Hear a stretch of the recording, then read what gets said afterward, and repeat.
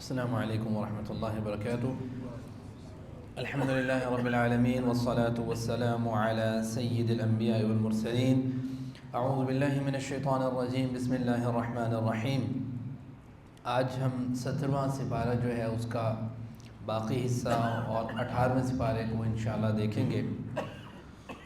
7ویں سپارے کا جو آخری حصہ ہے وہ سورۃ الحج پر مشتمل ہے، باقی آدھا حصہ جو ہے سورۃ حج جو ہے یہ مدنی سورت ہے، مدینہ میں نازل ہوئی ہے اور ابتدائی آیات غالباً ہجرت سے قبل کی بات ہے، لیکن اس کی اکثر آیات تقریباً 54 کے قریب ہجرت کے فوراً بعد مدینہ منورہ میں پہلی ہجری میں ہی اس کا نزول ہے۔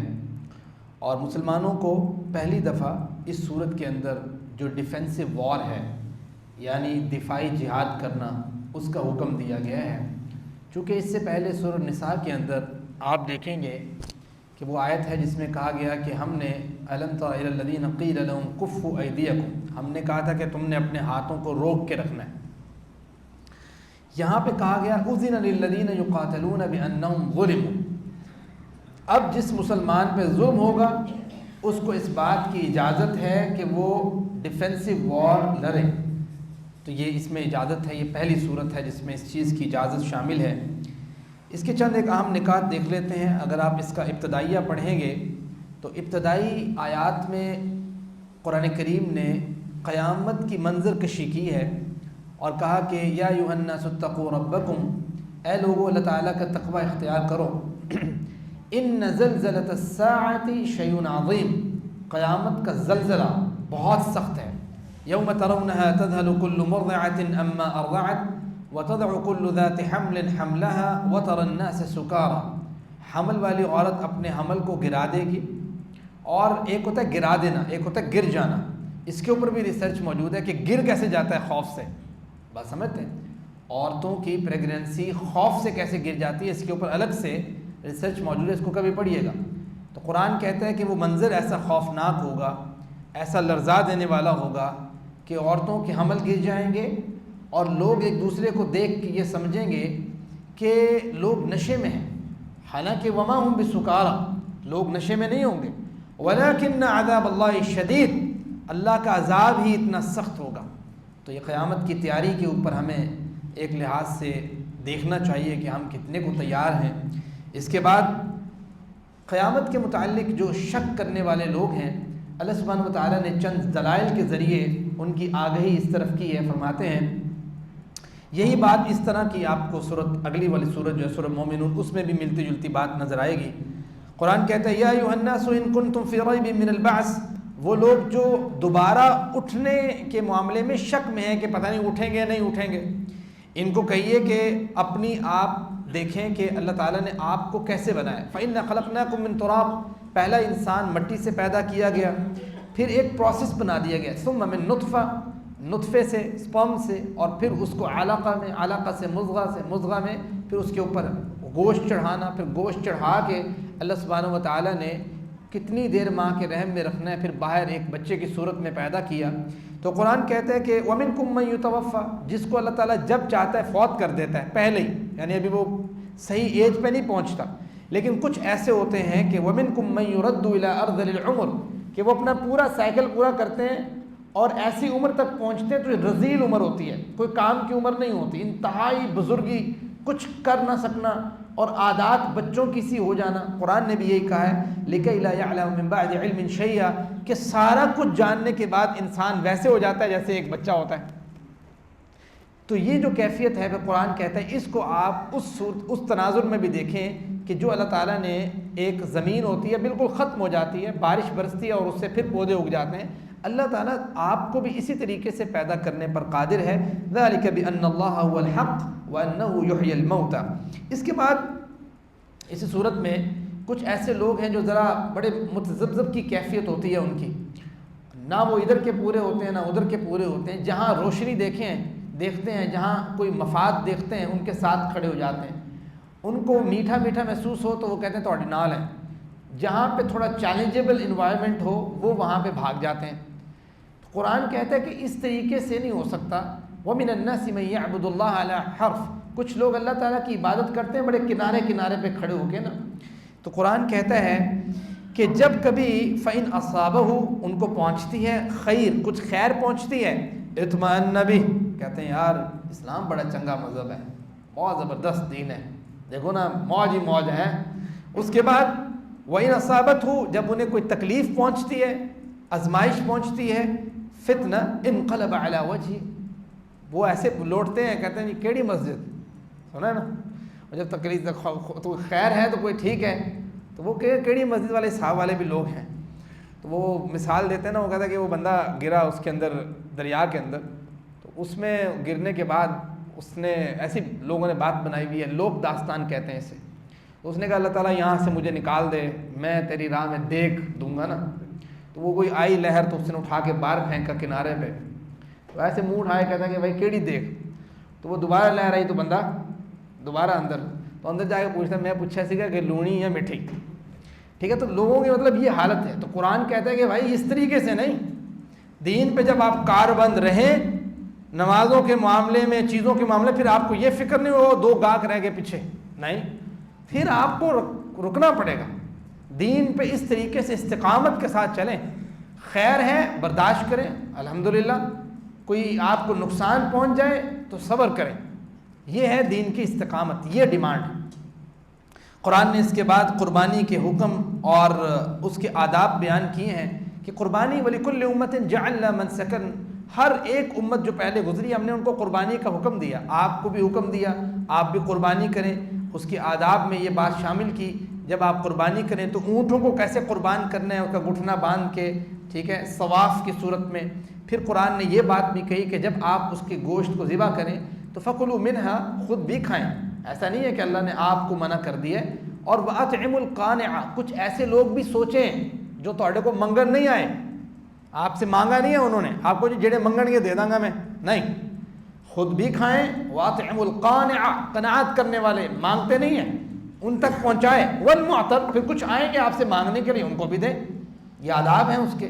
لیکن یہ بات بھی ذہن میں رکھیں کہ ریا اس میں نہ آنے دیں۔ لَن يَنَالَ اللَّهَ لُحُومُهَا وَلَا دِمَاؤُهَا وَلَكِنْ يَنَالُهُ التَّقْوَىٰ مِنْكُمْ، اللہ کو نہ تو آپ کا گوشت پہنچتا ہے نہ آپ کا خون پہنچتا ہے، اللہ کو آپ کے دلوں کی وہ کیفیت پہنچتی ہے کہ آپ اللہ کے حکم کے کتنے کاربند ہیں اور لوگوں کا کتنا خیال کرنے والے ہیں، یہ ہے کام کرنے والا، یہ آداب ہے۔ پھر اللہ کے گھر کی صفائی کا جو معاملہ ہے اور صفائی کرنے والوں کی جتنی کو ہم قدر کرتے ہیں اور اس گھر کی نگہبانی کرنے والوں کی جتنی قدر کرتے ہیں، یہ بڑا عام بات ہے۔ اللہ تعالیٰ نے اس صورت کے اندر یہ بات بیان کی کہ دین اور دین سے جڑے ہوئے شعائر، اس کی قدر کرنا اور قدر کرنے والے لوگوں کی قدر کرنا، یہ بڑی اہم چیز ہے۔ قرآن نے کہا وَإِذْ بَوَّأْنَا لِإِبْرَاهِيمَ مَكَانَ الْبَيْتِ، ہم نے ابراہیم علیہ السلام کو وہ گھر تعمیر کرنے کا کہا اور ہم نے یہ بات کہی اللہ تشرک بی شیئا، اس میں اللہ کے علاوہ کسی کو شریک نہیں ٹھہرایا جائے گا۔ اور ابراہیم کو ہم نے کہا علیہ السلام، جد امجد، نبیوں کا کام، وَطَاهِرْ بَيْتِيَ لِلطَّائِفِينَ وَالْعَاكِفِينَ وَالرُّكَّعِ السُّجُودِ وَالْقَائِمِينَ، آپ نے اس گھر کو صاف رکھنا ہے، آپ نے اس کو پاکیزہ رکھنا ہے، رکوع کرنے والے، قیام کرنے والے، سجدہ کرنے والوں کے لیے کتنا بڑا کام ہے۔ لوگ بھاگتے پھرتے ہیں، اپنے بچوں کو کہتے ہیں قاری صاحب تو ہم کہنے نا صفائی کرن دا، انہوں نے کہا میں کو نوکر لگا ہے۔ آپ یہ حالت ہے ان معاشروں کی، خاص طور پہ جہاں پہ ایلیٹ طبقہ رہتا ہے، ان معاشروں میں تو ہم بچوں کو خود کہتے ہیں بیٹا مسجد کی صفائی کوئی کہے نہ کہے یہ اللہ کا گھر ہے، آپ کو جہاں سے موقع ملے تنکا ادھر ادھر کوئی چیز آپ کر دیں، کسی کا انتظار نہ کریں وہ تیرا کام تو نہیں کیتا، ہم سب کا کام ہے مساجد کے ساتھ جڑنا، اس کے اخراجات کا خیال کرنا، اس کی صفائی کا خیال کرنا، ہم سب کا کام، سب کی ذمہ داری، انبیاء کا کام ہے بھائی۔ تو یہ اللہ تعالیٰ نے یہاں پہ ذکر کیا ہے۔ اس کے بعد اسی صورت میں جہاد کی بات کی ہے کہ جہاد جو ہے نا وہ ٹیررسٹ کا نام نہیں ہے، جہاد امن کا نام ہے، کیونکہ لوگ یہ سمجھتے ہیں کہ جہاد کے بغیر امن ہوگا۔ آپ کو یہ امریکہ، اسرائیل، ان کی جو ساری کیفیتیں ہیں اس دور میں بھی آپ کو جو نظر آ رہے ہیں ماشاءاللہ سے، انہوں نے جو شام کا حال کیا، جو لیبیا کا حال کیا، جو غزہ کا حال کیا، اب ایران کے اوپر جو تھوپا، پھر ایسا ایسا پاکستان کی طرف، یہ جو کام کر رہے ہیں، آپ کا خیال ہے ان لوگوں کو کون سی چیز روک سکتی ہے؟ جہاد اور جہاد کی تیاری. آپ کے پاس اٹامک بام ہے تو وہ کہاں اس نے آپ کے جو اسپوکن پرسن ہے اس نے کہا کہ ابھی تک دنیا نے اس قوم کے ساتھ مقابلہ کر کے نہیں دیکھا جو اسٹیبلش اٹامک بام رکھنے والے ہیں، تو اس کے جو تناظر ہوتے ہیں وہ کچھ اور ہوں گے. تو یہ آپ اس بات سے اندازہ لگائیں کہ قرآن نے وہ جو بات کہی تھی وَأَعِدُّوا لَهُم مَّا اسْتَطَعْتُم مِّن قُوَّةٍ، آپ پوری قوت کے ساتھ تیار رہیں. اس مقصد کے لیے نہیں ہم لڑنا چاہتے ہیں، کم از کم اس مقصد کے لیے کہ کوئی شخص ہماری طرف میلی آنکھ سے نہ دیکھے، ہم امن کے ساتھ رہیں. تو قرآن نے کہا اگر ایسا نہ ہو کہ آپ لوگ یہ کام نہ کریں، وَلَوْلَا دَفْعُ اللَّهِ النَّاسَ بَعْضَهُم بِبَعْضٍ، اگر ایسا نہ ہو لَهُدِّمَتْ صَوَامِعُ وَبِيَعٌ وَصَلَوَاتٌ وَمَسَاجِدُ یذکر فی اسم اللہ کثیرا، ساری مساجد، ساری عبادت گاہیں، اللہ کا نام جہاں جہاں لیا جائے سب تباہ کر دیا جائے اگر ایسا نہیں کرو گے. اور ایسا ہے. تو یہ قرآن کریم نے اس صورت کے اندر بڑی اہم بات کی اور کہا کہ اگر اللہ تعالیٰ کسی کو طاقت دے، قوت دے، حکومت دے مسلمانوں کو، تو ان کو کیا کام کرنے چاہیے؟ 4 ایجنڈے.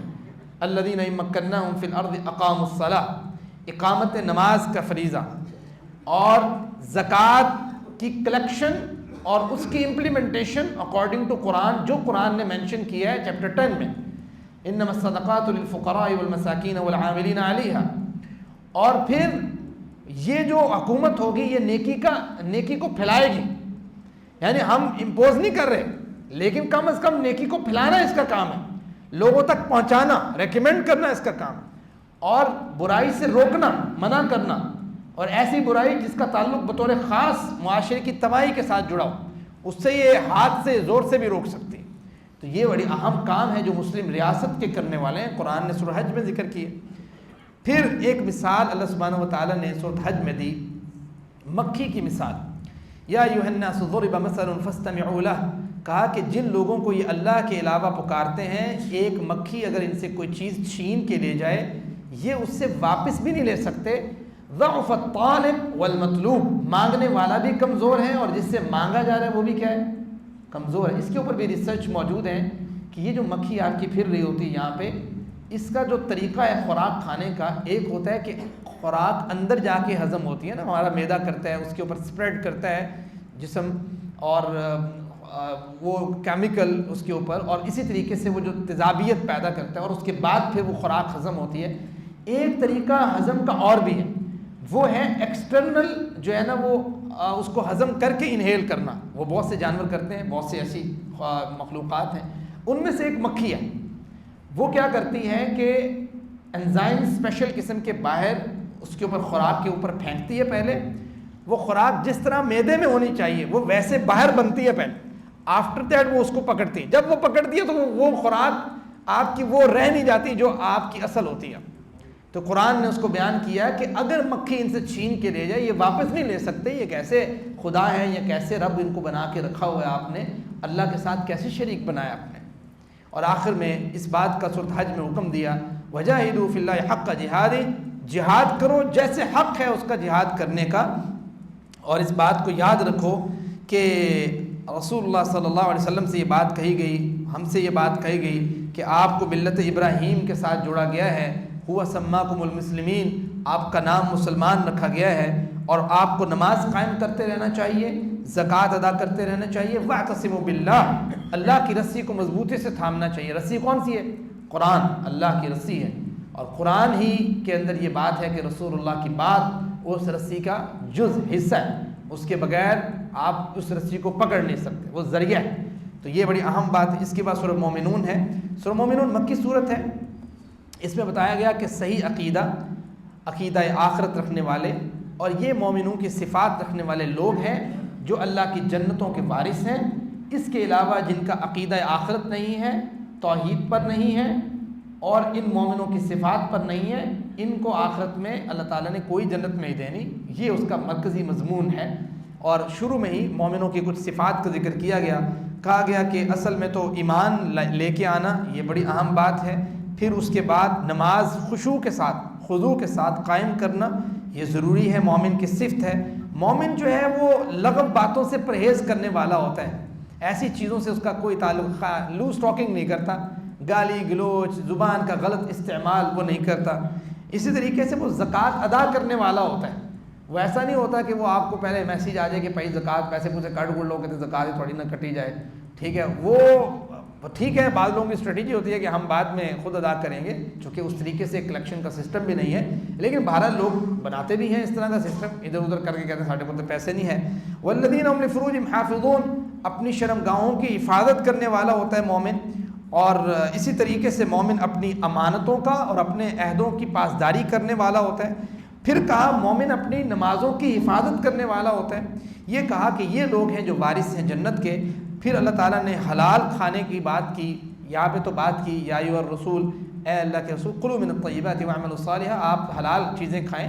اللہ تعالیٰ نے جیسے آپ کو حکم دیا، روزوں کا بھی یہی پیغام ہے کہ جیسے آپ نے اللہ کے لیے حلال چیزوں کو روزوں کے درمیان ترک کر دیا ہے، آپ حرام چیزوں سے اسی طریقے سے بچیں باقی مہینوں کے اندر.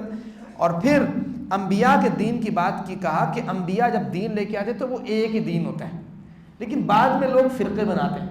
جب لوگ فرقے بناتے ہیں فتقطعوا امرهم بینہم زبرا، فرقے بنانے کے بعد کل حزب بما لدیہم فرحون، ہر فرقے کے پاس جو ہے وہ اس پہ خوش ہے.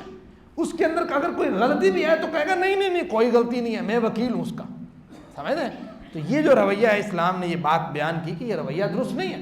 جہاں پہ آپ غلطی محسوس کریں، آپ کہیں آئیڈینٹیفائی بالکل ہو تو اس کو آپ ایکسیپٹ کر کے درست کر لیں. اتنی سی بات، جو قرآن و سنہ کے مد مقابل یا پریفریبل چیز آپ کو ملے تو آپ ایکسیپٹ کر لیں. تو ان چیزوں کے اوپر رہنا یہ بڑی زیادتی ہے. اس کے بعد سورہ نور ہے. سورہ نور جو ہے یہ مدنی صورت ہے اور بڑی فیوریٹ صورت ہے میری اس اعتبار سے کہ یہ اسلامی جو نظام ہے عائلی زندگی کا اور معاشرتی زندگی کا اور قانونی حساب سے جو اسلام کی چیزیں ہیں وہ اس صورت کے اندر بڑی زیادہ بیان کی گئی ہیں. اور سیم اسی سے ملتی جلتی صورت سورہ احزاب ہے. وہ 5 ہجری میں نازل ہوئی ہے، یہ 6 ہجری میں نازل ہوئی ہے. 6 ہجری میں غزوہ بنی مصطلق کے بعد یہ نازل ہوئی ہے، جب جناب عائشہ رضی اللہ عنہ پہ واپسی پہ جو واقع افک ہے آپ پہ تہمت لگی اور جو ہے نا وہ منافقین کی طرف سے. تو اس صورت میں اس سے ریلیونٹ کافی احکامات ہیں زنا اور اس طرح کے معاملات میں. اس صورت کی ابتدا میں ہی یہ بات بتا دی گئی، جو پہلا لفظ ہے کہ سورۃ انزلناها وفرضناها، ہم نے کوئی سفارشات نہیں رکھی. جیسے ہم میٹنگ کرتے ہیں تو ہم سفارشات رکھتے ہیں کہ یار میری طرف سے یہ ریکمنڈیشن ہے. اللہ تعالیٰ کوئی ریکمنڈیشن نہیں دے رہا آپ کو. اللہ تعالیٰ کہہ رہے ہیں یہ فرض ہے آپ پہ، جو بتائی جا رہی ہے بات، یہ کوئی سفارش نہیں ہے، یہ فرض ہے جو احکامات بیان کیے گئے ہیں. اور محکم آیات ہیں، کوئی متشابہ نہیں ہے اس میں، آپ کو محکم آیات بتائے جا رہے ہیں. وہ کیا ہے کہ کوئی شخص غیر شادی شدہ زانی زنا کرے تو اس کو کوڑے لگیں گے 100، الزانیۃ والزانی فاجلدوا کل واحد منہما 100 جلدہ. اور پھر یہ بات کہی گئی کہ اگر کوئی مشہور زانی ہے اس سے نکاح نہیں کرنا چاہیے، چونکہ قرآن کہتا ہے الزانی لا ينکح الا زانیۃ او مشرکہ. اللہ تعالیٰ نے یہاں پہ زانی کو مشرک کے ساتھ ملا دی. اور پھر جو شادی شدہ زانی ہے، حدیث میں اس کی سزا بیان کی گئی ہے کہ اس کے پاس تو اس کے نفس نے اگر ابھارا ہوتا تو اس کے پاس تو حلال کا آپشن موجود تھا. اس نے تو معاشرے کے اندر ایسی خرابی پیدا کرنے کی کوشش کی ہے، اس کو زندگی کا کوئی حق نہیں. اس لیول کی اس میں بات. پھر یہ بات کی کہ اگر کوئی شخص، چونکہ سینسٹیو مسئلہ ہے یہ، اگر کوئی شخص ایسے بیٹھے بیٹھے کسی کے اوپر شک کرتا رہتا ہے یا وہ فلاں ایسے فلاں ایسے، ایسی صورت میں یہ سینسٹیو ایشو ہے. اس کے اوپر 4 گواہوں کی موجودگی میں آپ بات اوپن کر سکتے ہیں. اگر آپ اکیلے گواہ ہیں تو آپ کو بولنے کا بھی حق نہیں ہے، اس کو سپریڈ کرنے کا حق بھی نہیں ہے. بات سمجھتے ہیں؟ تو اس میں کہا گیا کہ اگر کوئی بندہ اس طرح کا معاملہ کرتا ہے، چھپ کے کیا اور آپ کو بھنک لگ گئی اور آپ لوگوں کو پھیلاتے پھریں، آپ ایک بندے ہیں، اگر سچ بھی ہے، جھوٹ تو دوسری بات ہے نا، جھوٹ بھی ہے اور اس طرح ایک بندہ ہے اور سچ ہے، تو اس کو اوپر بھی حد قذف لگتی ہے 80 کوڑے. کیونکہ منع کیا گیا اس صورت میں ان الذین یحبون ان تشیع الفاحشہ، وہ لوگ جو اس بات سے محبت رکھتے ہیں کہ فحاشی پھیلے. میڈیا انڈسٹری پوری کی پوری کھڑی اس کے اوپر ہے، ان کو پازیٹیو سپریڈ تو کرنا ہی نہیں ہے، ان کو تو جو جس پہ TRP کریٹ ہونی ہے انہوں نے فوراً اس نیوز کو بار بار چلانا ہے. اور بیچارے جو نیوز دیکھتے ہیں وہ پورا دن پریشان رہتے ہیں، وہ کہتے ہیں حالات خراب ہیں، حالات خراب ہیں، چونکہ وہ دیکھتے ہی وہ ہیں. ان نے پاکستان میں 2 کیس اگر رپورٹ ہوئے ہیں تو ان کو وہ 2 کیس نظر آ رہے ہیں. وہ باقی 80 لاکھ 90 لاکھ لوگ جنہوں نے کوئی پازیٹیو کام کیا ہوگا وہ تو آ ہی نہیں رہا میڈیا پہ. تو آپ کو ایسے لگ رہا ہے کہ یار ہر وقت نیگیٹیویٹی ہر طرف چل رہی ہے, تو یہ ایک اس کا نقصان بھی ہے. تو قرآن نے سیدہ عائشہ رضی اللہ عنہ کی تہمت کے جواب میں بڑی مشکلات میں رہی جناب عائشہ رضی اللہ عنہ جب تہمت لگی, اور اللہ تعالیٰ نے ان سے وہ مسئلہ ہٹا دیا, ان کی برات نازل کی. اور اسی اعتبار سے قرآن نے یہ کہا کہ جب کبھی ایسی بات کوئی شخص کسی کے بارے میں کرے تو آپ کو لا تحسبوا شرا لکم بل هو خیر لکم, اور قال لولا اذ سمعتم ظن المؤمنون والمؤمنات بانفسهم خیرا, کہ مومنوں نے, مومن مردوں نے اور مومن عورتوں نے اچھا گمان کیوں نہیں کیا. وہاں پہ تو حجرات میں آپ کو منع کیا ہے کہ گمان سے بچو, وہاں پہ برا گمان سے بچنے کا کہا ہے. یہاں پہ آپ کو کہا ہے, حکم دیا ہے کہ آپ نے اچھا گمان کیوں نہیں کیا, اس کا مطلب اچھا گمان کرنا چاہیے. تو یہ اہم بات ہے اس کے اندر. پھر اسلامی معاشرے میں اس میں بہت سارے احکام ہیں, میں صرف لسٹ بتاتا ہوں, آپ اس کو ذرا خود پڑھیے گا انشاءاللہ. اسلامی معاشرے میں بے حیائی عام کرنے کے بارے میں منع کیا گیا. دوسروں کے گھروں میں داخل ہونے کے کچھ آداب ہیں. کوئی شخص کو اجازت نہیں ہے کہ بلا اجازت کسی کے گھر میں داخل ہو. یہاں مجھے پتہ نہیں ہماری سائڈ پہ کچھ ایسا طریقہ کار ہے کہ دروازہ کھٹکاتے ہیں کوئی نہ آوے, یا کھٹکانے سے پہلے ہی ماں نے یا پیو نے ایک بچہ نال پھڑیا ہوتا ہے چھوٹا جا, اور انہوں نے جا چاچے نو سد کے لے کے آ, وہ ایسے گھر کے اندر چلے جاتے ہیں. ماشاء اللہ اتنے بچے ہوتے ہیں, کوئی بڑا ہے کوئی چھوٹا ہے, وہ چاچے نو بلانے کے, تمہیں کس نے کہا ہے یہ اس بچے کو بھیجو گھر کے اندر, سمجھتے ہیں. تو وہ اس طرح گھر میں داخل ہونا بغیر اجازت کے یہ منع ہے. قرآن کہتا ہے یا ایھا الذین آمنوا لا تدخلوا بیوتا غیر بیوتکم حتی تستأنسوا وتسلموا علی اہلھا. ایک تو آپ بلا اجازت داخل نہ ہو, دوسرا آپ اجازت کے لیے سلام کریں, السلام علیکم. ایک تو ہے السلام علیکم ویسے دعائیہ کلمات, ایک ہے مقصد ہی یہ ہے کہ آپ اونچی آواز سے سنانے کے لیے کہ اندر کسی کو آواز آ جائے کہ بھائی میں باہر آیا ہوں, تو آپ کہہ سکتے ہیں السلام علیکم. 3 سے زیادہ دفعہ آپ نوک نہیں کریں گے کسی کا دروازہ, ایک دفعہ کیا 2 دفعہ کیتے ہیں, کوئی نہیں آتا تو آپ چلے جائیں.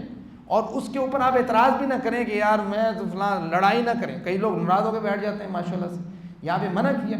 اور پھر یہ بات کہی کہ اگر آپ کو اندر سے آواز آ کے کوئی بندہ یہ بھی کہہ دے کہ بھائی چلے جاؤ, تو یہ مطلب اے نہیں ہے کہ تسی بعد کہو خیر سی, تو پوچھنے کی لوڑ ہی نہیں ہے بھائی, کوئی عقل مندی اور دانائی بھی ہوتی ہے. تو یہاں پہ جب آپ کو کہا چلے جاؤ تو آپ چلے جاؤ, یہ آداب سکھائے گئے اس کے اندر. اور پھر یہاں پہ پردے کے احکامات بھی ہیں. اس میں پہلے مردوں کو حکم دیا گیا کہ اپنی نگاہوں کو آپ بھی جھکا کے رکھیں. معاشرہ ایسے اسٹیبل ہوتا ہے کہ یہ ایسا نہیں ہے کہ تالی ایک ہاتھ سے بچتی ہے, دونوں سے ہی بچتی ہے. آپ کا اپنا بھی کچھ کردار ہوگا, عورتوں کا اپنا کردار ہوگا. آپ کا کردار یہ ہے کہ آپ نے اپنی نگاہوں کو جھکانا ہے, اپنی شرمگاہوں کی حفاظت کرنی ہے. وَقُلْ لِلْمُؤْمِنَاتِ, اللہ کے رسول مومنہ عورتوں سے بھی کہہ دیجئے کہ آپ بھی اس طریقے سے رکھیں. اور آپ کے پردے کے احکامات بھی ہیں, ان لوگوں سے پردہ نہیں ہے, باقی سب لوگوں سے پردہ ہے, وہ بیان کیا گیا. اور اس کے بعد پھر یہ تو تھا نا کہ کسی کے گھر جانا, اپنے گھر جانے کے آداب بھی بیان کیے قرآن نے کہ اپنے جو بیڈ رومز ہیں اس میں اپنے بچوں کی تربیت اس حوالے سے کرنی چاہیے کہ بچوں کو 3 اوقات میں بلا اجازت آپ کے بیڈ روم میں, یا وہ بچے جن کی شادی ہو چکی ہے آپ کے گھر میں ہی رہ رہے ہیں, یعنی آپ کی فیملی ہے جوائنٹ فیملی, تو ان کو آپ نے سکھانا ہے کہ آپ نے, والدین خود بھی اس کے اوپر عمل کریں گے. وہ اس کو اپنے لیے وہ نہ سمجھیں کہ میرا گھر ہے, میرا پوت رہندا تو میں بغیر اجازت کیوں لواں. آپ نوک کریں گے, اور نوک کا مطلب یہ نہیں ہے کہ آپ نوک کریں گے ساتھ ہی دروازہ کھول کے داخل ہو جائیں گے, یہ نہیں ہے. نوک کا مطلب یہ ہے باہر کھڑے ہوں گے, کوئی آپ کو آواز دیتا ہے ہاں جی آ جائیں تو آ جائیں. آپ یہ نہیں کہیں گے میں نے نوک کیا میں تو دروازہ کھڑکا کے ہیں. او بھائی آپ وہ جو مقصد ہے وہ تو پورا نہیں ہوا. آپ خود عقل مند اور دانا ہیں, آپ نے کس مقصد سے نوک کیا. تو یہ اس میں بڑی اہم بات ہے, یہ پوری ڈیٹیل بیان ہوئی ہے اس کے اندر. اس کے بعد یہ بات کہی گئی آخری طور پہ میں آپ کے سامنے رکھنا چاہوں گا, وہ یہ ہے کہ اپنے بچوں کا نکاح ٹائم پہ کریں. سورۃ نور کے اندر یہ بات سمجھائی گئی ہے, اپنے بچوں کا نکاح ٹائم پہ کریں. آپ اس بات سے ہمیشہ خوف نہ کھاتے رہیں کہ وہ بھائی وہ غریب ہوں گے تو ایسا ہو جائے گا. ایسا آٹومیٹکلی جب یہ ویسے بھی انسان کی سائیکالوجی ہے, آپ اس کے سر کے اوپر نہ بوجھ ڈالیں نا, وہ بیٹھا رہے گا ایسے کر کے, ہاں آ رہا ہے کھانا بہت موج لگی ہوئی ہے بھائی, تو آپ اس کے سر پہ ڈالیں بوجھ, اس کو رسپانسبلٹی دے دیں کہ بھائی اے تو کرنا ہے میں نہیں کرنا. آہستہ آہستہ اس پر ذمہ داری ڈالتے ہیں, آپ دیکھیں آٹومیٹکلی وہ سنبھال لے گا. لیکن آپ جب ڈالیں گے نہیں, آپ کہیں گے میں تو مینوں اللہ نے بہت دیتا ہے, میں تینوں کیوں جانا تینوں کیا کہاں کہ تمہیں کم کر. اس کا نقصان کیا ہوتا ہے کہ وہ بڑا بھی ہو جاتا ہے، تب بھی ایسی ڈیپینڈنسی ہوتی ہے اس کی کہ بعد میں جتنا بھی مال ہوتا ہے، پیسہ ہوتا ہے، وہ سب برباد ہی کرتا ہے، خود سے کچھ جنریٹ نہیں کرتا۔ تو کہا گیا وَأَنْكِحُوا الْأَيَامَ مِنْكُمْ وَالصَّالِحِينَ مِنْ عِبَادِكُمْ وَإِمَائِكُمْ، جو آپ کے نوجوان لوگ ہیں ان کا ٹائم سے نکاح کریں، سوٹیبل جہاں پہ مل جائے۔ إِن يَكُونُوا فُقَرَاءَ يُغْنِهِمُ اللَّهُ مِنْ فَضْلِهِ، وہ فقراء ہوں گے تو اللہ تعالیٰ ان کو غنی کر دے گا۔ اللہ تعالیٰ ہمیں عمل کی توفیق دے۔ وَمَا عَلَيْنَا إِلَّا الْبَلَاغُ۔